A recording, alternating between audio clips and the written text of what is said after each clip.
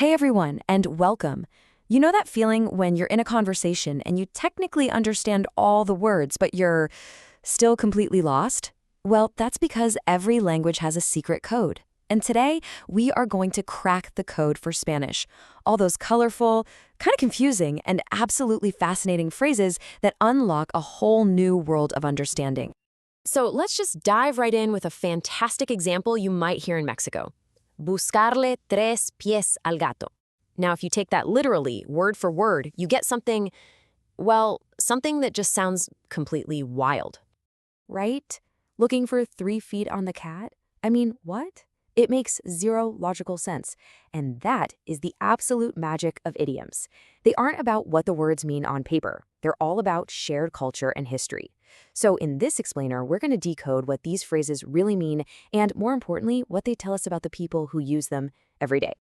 See, these phrases aren't just quirky little sayings. They're much more than that. They're like a whole separate language hiding in plain sight, a special kind of code that goes way beyond a simple dictionary translation.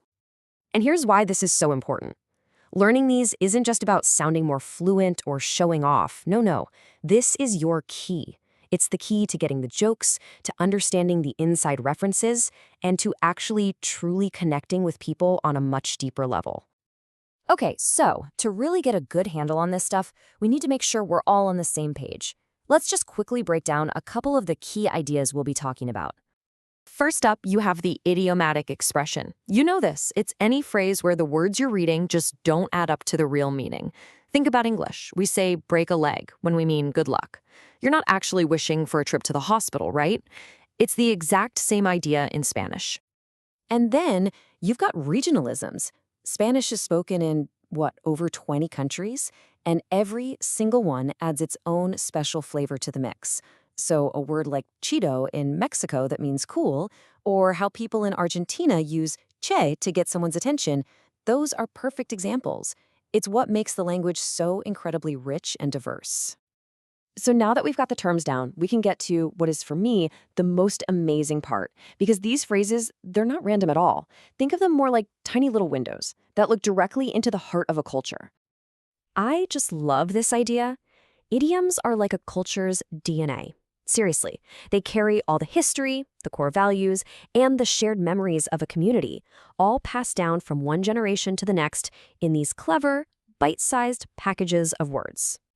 And once you start paying attention to these idioms, you start to see the same big themes pop up again and again.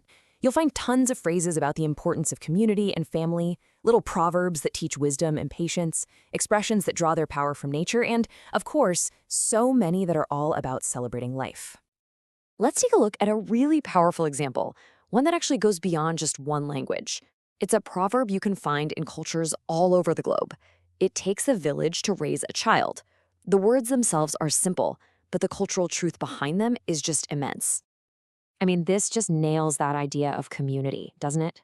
The proverb is telling us that it's not just up to the parents.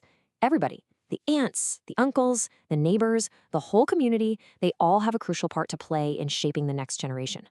It's an entire worldview packed right into one little sentence. All right, we've got the theory down, so how about we go on a little tour? Let's check out some of these incredible expressions in the wild from a few different corners of the Spanish-speaking world. Okay, so let's start our trip. Remember our cat with the 3 feet? We now know that in Mexico, that means you're just making things way more complicated than they need to be. Now, let's hop over to Spain. If someone tells you you're en las nubes, literally in the clouds, they're gently saying your head is somewhere else. You're daydreaming. And then, let's fly down to Argentina. If your friend calls you una masa, a dough, that is a huge compliment. It means you are just awesome. I mean, how cool is that? 3 different countries, 3 totally unique ways of saying something. Oh, this one is one of my all-time favorites. Tirar la casa por la ventana. Literally, to throw the house out the window. I mean, the mental image is just hilarious, right? But it perfectly captures that feeling of going all out for a big party, sparing absolutely no expense. It's just a perfect example of that celebration of life value we were talking about earlier. So look, this is all really fascinating stuff, but here's the million-dollar question. How do you actually use this?